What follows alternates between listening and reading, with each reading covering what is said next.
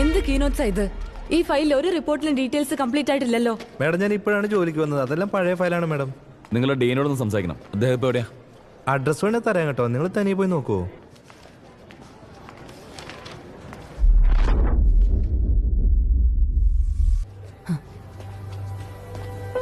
എന്താ ഭദ്ര?